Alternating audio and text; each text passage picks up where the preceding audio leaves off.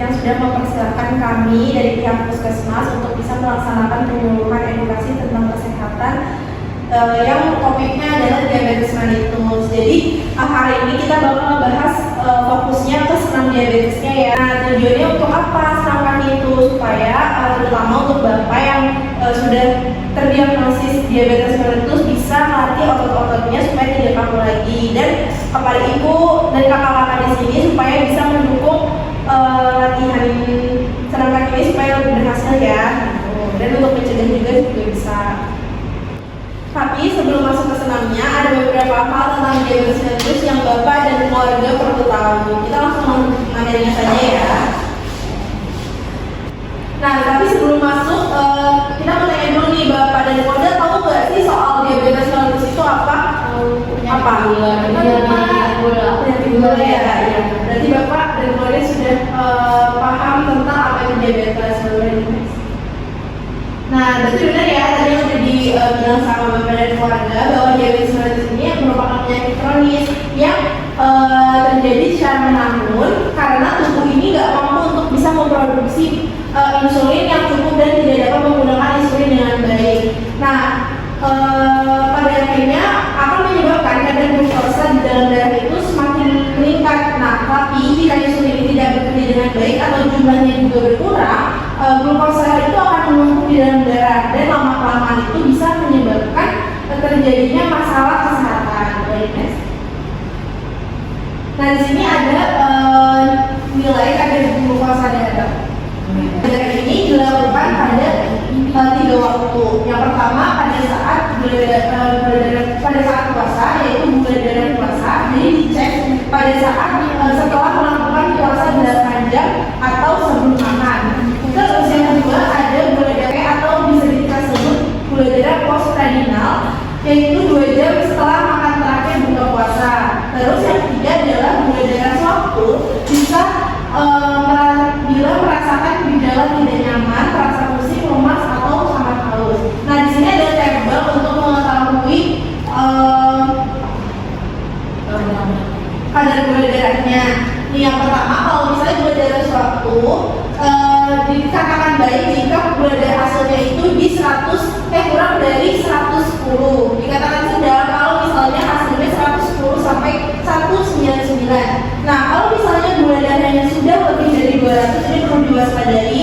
Ini berarti harus dicek langsung ke fasilitas kesehatan. Nah, untuk gula darah puasa dikatakan baik kalau misalnya hasilnya 80 sampai 109, dikatakan sedang jika hasilnya 110 sampai 125, dan dikatakan buruk jika hasilnya lebih dari 126. Nah, untuk gula darah 2 jam PP itu dikatakan baik kalau misalnya hasilnya 80 sampai 144, dikatakan sedang jika hasilnya 145 sampai 179, dan kalau buruk itu lebih dari 180. Nah, bapak dan keluarga perlu tahu prevalensi diabetes mellitus menurut data dari WHO dan IDF. Jadi pada tahun 2021 sekitar 530 juta jiwa orang dewasa di dunia menderita diabetes mellitus dengan prevalensi sekitar 10,5% pada usia 20 sampai 79 tahun, dan akan diperkirakan meningkat menjadi 643 juta pada tahun 2030. Nah, di Indonesia prevalensi akan terus meningkat dengan 19,5 juta penderita pada 2021, dan akan diperkirakan naik kalau menjadi 28,6 juta di tahun 2045. Nah, hal ini menjadikan Indonesia menjadi salah satu negara yang jumlah penderita diabetes mellitusnya tertinggi di dunia. Nah, bapak dan keluarga perlu tahu tentang hal ini. Jadi organ apa yang berperan pada penyakit diabetes mellitus? Nah, organ yang berperan dalam penyakit diabetes mellitus ini adalah organ pankreas. Jadi pankreas ini adalah organ yang paling penting yang terletak di belakang rongga perut dengan dua fungsi utama. Itu di sebelah kiri, sebelah sini di belakang lambung. Jadi fungsi dari organ pankreas ini adalah yang pertama untuk memproduksi insulin. Jadi insulin ini diproduksi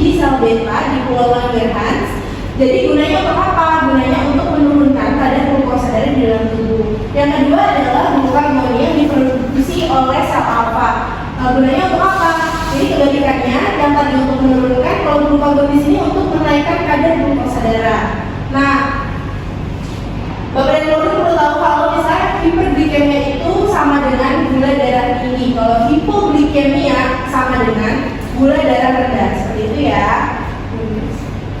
Nah, di sini ada jenis-jenis diabetes mellitus. Jadi diabetes mellitus itu nggak cuma ada satu, tapi ada banyak jenisnya. Yang pertama adalah diabetes tipe 1. Jadi di mana tubuh saraf pasien itu tidak bisa memproduksi insulin di dalam tubuhnya. Jadi harus ada pasokan insulin dari luar yang harus dimasukkan ke dalam tubuhnya setiap hari. Kalau diabetes tipe 2 di sini adalah kondisi di mana pasien itu bisa memproduksi insulin, tetapi tubuhnya tidak bisa menggunakan insulin tersebut dengan baik.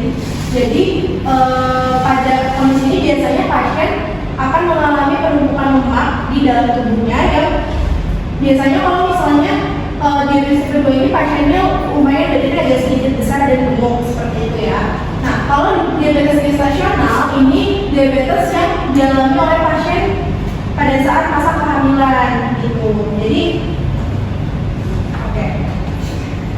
diabetes tipe lain, jadi diabetes tipe lain ini yang disebabkan oleh penyakit yang sebelumnya sudah ada. Jadi penyakit contohnya seperti kanker pankreas akan bisa menyebabkan diabetes, memunculkan penyakit diabetes juga seperti itu. Komplikasinya diabetesnya. Oke, selanjutnya akan dilanjutkan oleh teman saya. Ini ada penyebab dari diabetes yang tadi sudah dijelaskan oleh Nurse Hasna ya, Bapak-bapak dan keluarga. Nah, di sini ada diabetes tipe 1, yaitu sistem imun tubuh menyerang dan merusak sel beta pankreas yang memproduksi insulin. Nah, tadi sudah dijelaskan. Nah, akibatnya apa? Nah, tubuh Bapak ini kayak tidak bisa memproduksi insulin sama sekali. Nah, terus juga ada diabetes tipe 2. Nah, ini terjadi karena resistensi insulin atau sel tubuh tidak merespon insulin dengan baik. Terus juga produksi insulin itu tidak cukup. Juga glukosa ini tidak bisa masuk ke dalam sel secara efektif sama menyebabkan hiperglikemia. Terus juga ada diabetes gestasional, ini kan terjadi saat kehamilan ya, karena tuh perubahan hormon kehamilan bisa mengganggu kerja insulin atau juga bisa menimbulkan resistensi insulin. Ini tuh kondisi di mana sel-sel tubuh tidak merespon insulin dengan baik. Terus ada diabetes tipe lain juga, itu jarang terjadi dan biasanya disebabkan oleh kondisi khusus seperti kayak kerusakan pankreas akibat pankreatitis, operasi atau tumor. Next. Terus juga ada faktor resiko dari diabetes sendiri. Tadi kan ada hipertensi juga. Bapak punya hipertensi nggak Pak? Oh, punya. Nah, itu juga bisa menjadi faktor resiko ya Pak. Terus juga pola makan yang tidak sehat. Nah, Bapak dan keluarga juga harus diet seimbang. Kayak makanannya tuh nggak boleh junk food. Terus juga harus ada 4 sehat 5 sempurna. Nah, perbaikan gizinya juga kan tadi kalau misalkan pola makan tidak sehat bisa menyebabkan faktor resiko ya bagi adik sama kakak, takut diabetesnya menurun. Terus juga ada obesitas juga. Nah, itu berat badannya tuh berlebihan. Terus juga IMC tubuh itu adalah kayak tinggi sama berat badan tuh kayak dihitung juga. Kalau misalkan obesitas berarti termasuk faktor resikonya. Terus juga usia lebih dari 45 tahun sama riwayat keluarganya juga. Kan Bapak kan ada diabetes. Nah, adik dan kakak itu juga perlu waspada ya, takutnya terkena juga. Jadi harus menjaga pola makan yang sehat. Berarti next. Dan faktor resiko juga sama kurangnya aktivitas fisik. Nah, Bapak-bapak dan keluarga ini juga harus rajin berolahraga ya Pak. Terus juga kurang-kurangin merokok. Apakah Bapak merokok juga? Oh, bagus ya Pak. Terus juga sama ada paparan infeksi virus. Next. Terus juga tanda dan gejalanya. Ini ada sering buang air kecil. Apakah Bapak dan keluarga bisa mengalami gejala ini?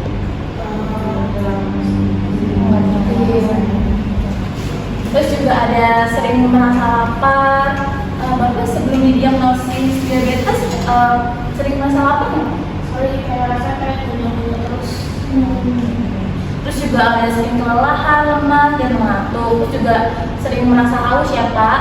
Kalau merasa haus ini Bapak juga bisa kayak sediain es batu kecil terus diminum gitu Pak. Kan kalau misalkan kalau minum terus-terusan kan takutnya nggak boleh ya Pak, ada air yang harus batas maksimal yang harus Bapak konsumsi sendiri. Terus juga ada kesemutan pada ekstremitas dan infeksi kulit pruritus. Berarti next. Terus juga ada komplikasi diabetes mellitus. Nah ini mikrovaskular ini adalah komplikasi yang jadi secara kecil gitu. Kalau makro kan yang misalnya ini ada kerusakan saraf atau neuropati, terus juga ada kerusakan ginjal atau nefropati, dan kerusakan mata atau retinopati. Terus yang makrovaskular ini kayak bisa menyebabkan penyakit jantung, penyakit stroke, sama penyakit pembuluh darah perifernya. Begini. Nah, di sini ada pencegahan diabetes mellitus dengan cara 3M. Tadi kan makanan yang sehat kayak batasi gula, garam, sama lemak, terus juga menjaga berat badan yang ideal. Terus itu nggak boleh berlebihan dengan cara yang tadi juga kayak perbanyak aktivitas fisik, terus juga minum air putih secara rutin, tapi nggak berlebihan juga kan.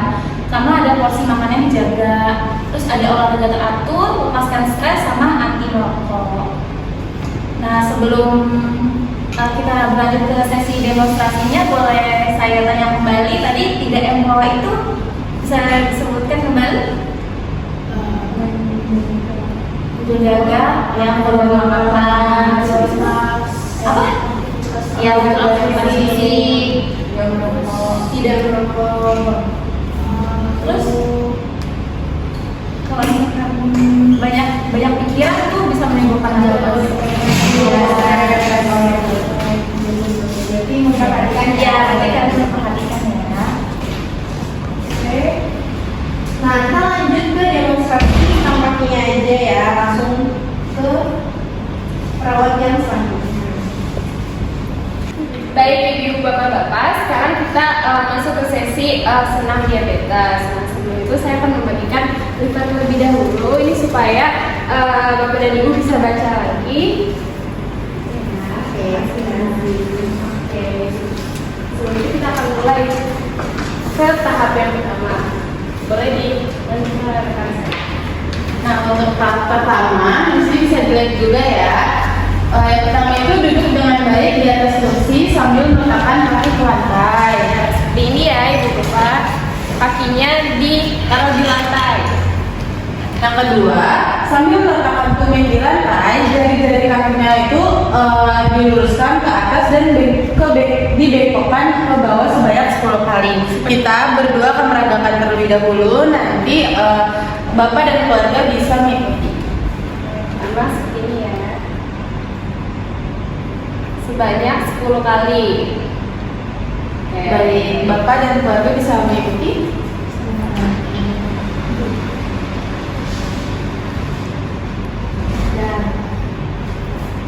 Baik, benar. Nah, yang ketiga, angkat ujung kaki tumit tetap di lantai, lalu turunkan ujung kaki dan angkat tumit turunkan kembali sebanyak 10 kali. Seperti ini ya. Ini ya.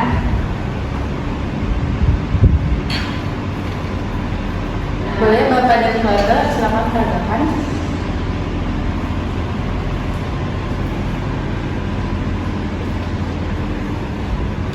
Baik. Yang selanjutnya, angkat kedua ujung kaki, lalu putar kaki pada pergelangan kaki ke arah samping, lalu turunkan kembali ke lantai dan gerakan sebanyak 10 kali. Nah, yang pertama seperti ini ya.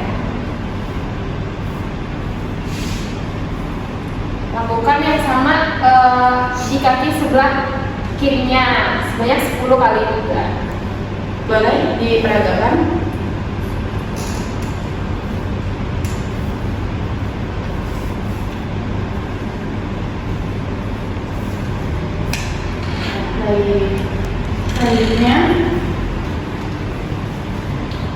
Selanjutnya itu tumit kaki diletakkan ke lantai, bagian depan kaki diangkat ke atas dan putarkan 360 derajat dibuat dengan pergerakan pada pergelangan kaki sebanyak 10 kali. Jadi seperti ini ya kakinya. Diucapkan terlebih dahulu. Nah, selanjutnya sama juga di kaki sebelah kirinya sebanyak 10 kali. Oke, boleh dicoba Bapak Ibu.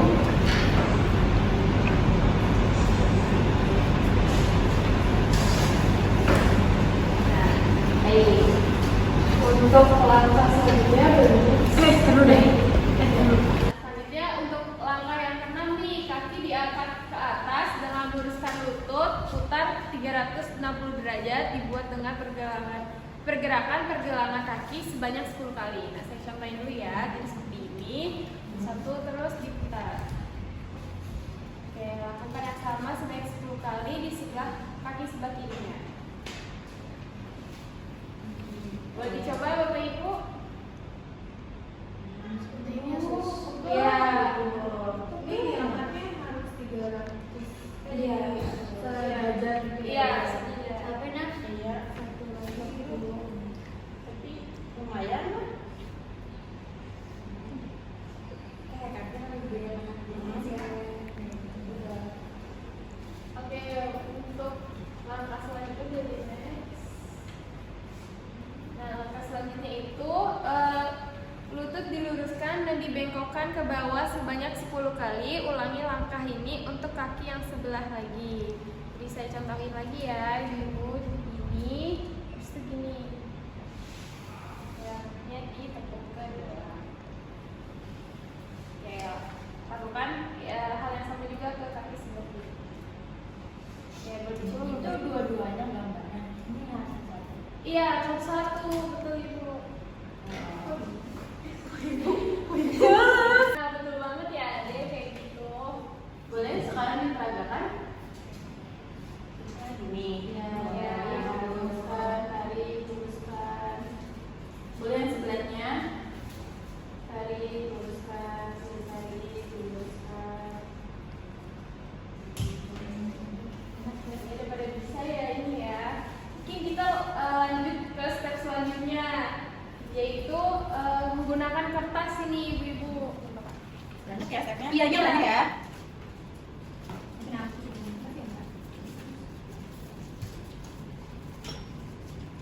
Nah, selanjutnya letakkan nih sehelai kertas di lantai, remas kertas itu menjadi bola dengan kedua kaki, kemudian buka bola itu menjadi kertas yang lebar menggunakan kedua belah kaki. Langkah ini dilakukan sekali aja ya Pak. Oke, saya akan dulu ya. Terlebih dahulu ya. Ini kita bentuk jadi bola.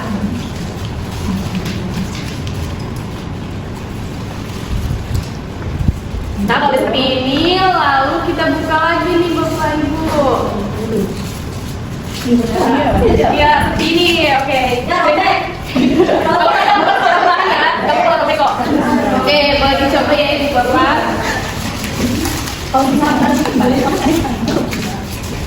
Bisa lah. Ya. Sesuai ya, udah itu. Dan nih dibuka ya. Pelan-pelan aja nggak apa-apa. Biasanya juga robek kan. Ya, samaan. Ya robek. Ya samaan. Kan kita samaan. Sudah. Susah misalnya. Aku menang. Ya memang habis kertasnya. Nah, yang terakhir sekarang dirobek ya Bapak Ibu. Ini coba kita robek. Udah habis ini. Satu. Ya habis lagi. Ya robek. Kamu yang main.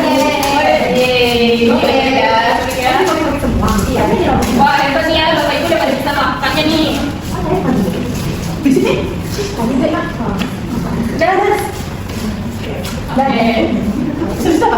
Nah, Bapak dan Ibu sekeluarga, senam kakinya yang tadi kita laksanain sudah selesai. Apakah ada yang ingin ditanyakan?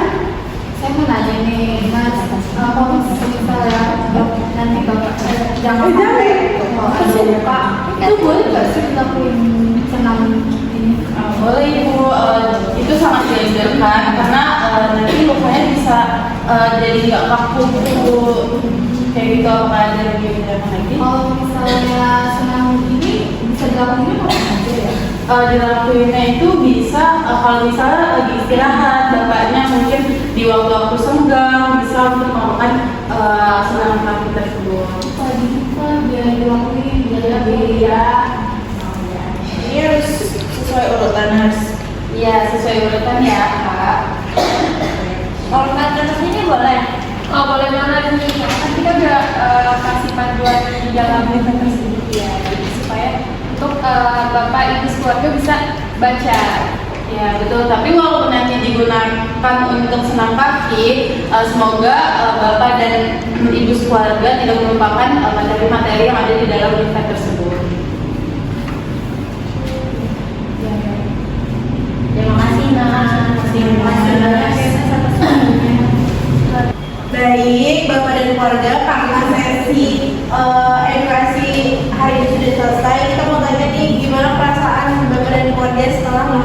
latihan senam kaki diabetes. Saya merasa senang, jadi ada tambahan ilmunya nih buat bapak yang diabetes. Ya. Oke Bapak, kalau dari Bapak sendiri sebagai orang yang sudah menderita diabetes ini, gimana perasaannya Pak? Kalinya lebih tenang rasanya.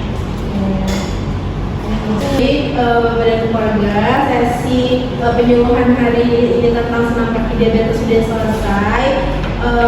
Kami harap setelah penyuluhan hari ini Bapak dan keluarga bisa melaksanakan secara rutin tentang senam kaki diabetes ini supaya otot-ototnya tetap terjaga, selalu dan supaya nanti anaknya Bapak otot-ototnya nggak kaku, ibu dan kakak dan adik juga bisa menemani Bapak latihan supaya Bapaknya juga semangat untuk latihan senam kakinya seperti itu. Nah kami mohon maaf apabila banyak kekurangan dari penyuluhan hari ini. Kami izin pamit, nanti semoga kita bisa bertemu lagi di kesempatan berikutnya. Wassalamualaikum warahmatullahi wabarakatuh. Waalaikumsalam.